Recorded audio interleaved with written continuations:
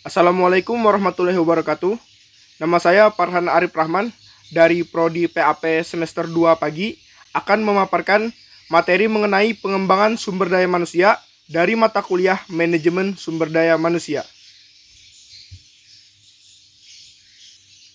Yang pertama, saya akan menjelaskan apa itu sumber daya manusia.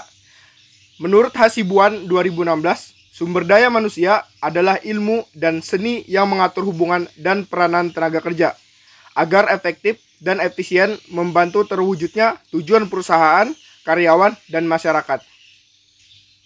Jadi, dapat dijelaskan bahwa sumber daya manusia adalah komponen yang berfungsi sebagai penggerak dari kegiatan produksi pada sebuah organisasi dan perusahaan.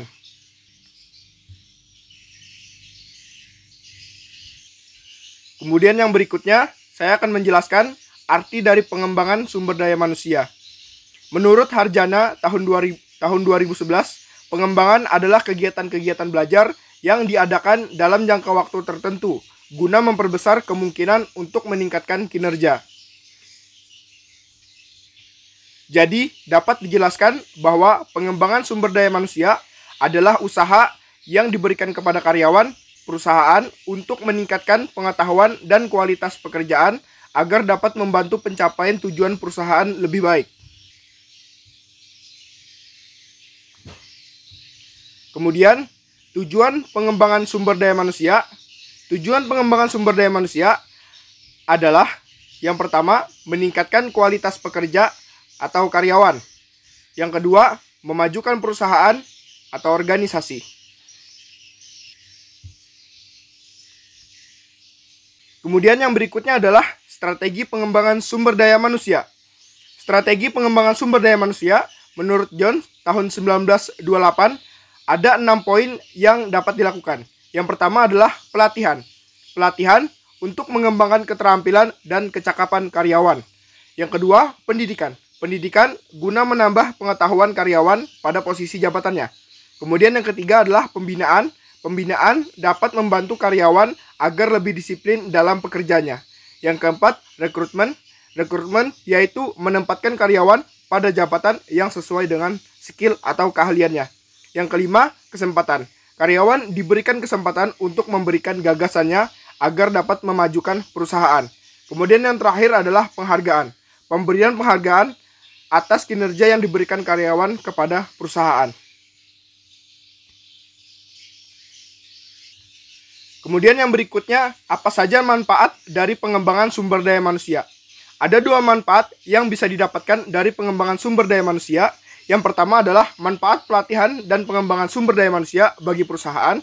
Yang kedua, manfaat pelatihan dan pengembangan sumber daya manusia bagi karyawan.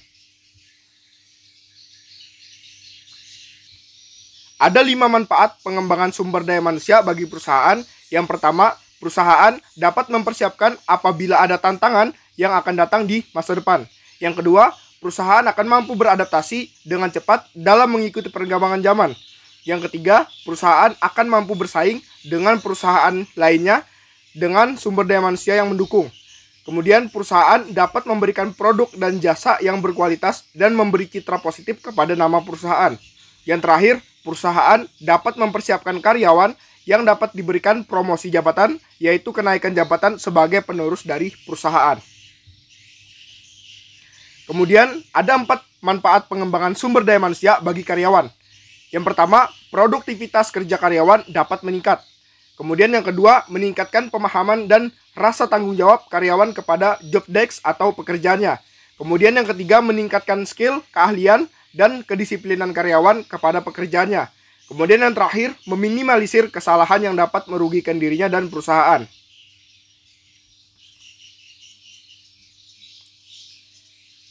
Dari pemaparan yang sudah disampaikan, dapat ditarik kesimpulan bahwa pengembangan sumber daya manusia adalah usaha yang dilakukan perusahaan atau organisasi untuk meningkatkan kualitas pekerja agar dapat mencapai tujuan perusahaan atau organisasi dengan maksimal.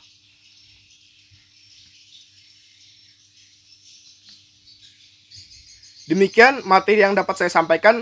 Terima kasih sudah menonton. Semoga bermanfaat. Assalamualaikum warahmatullahi wabarakatuh.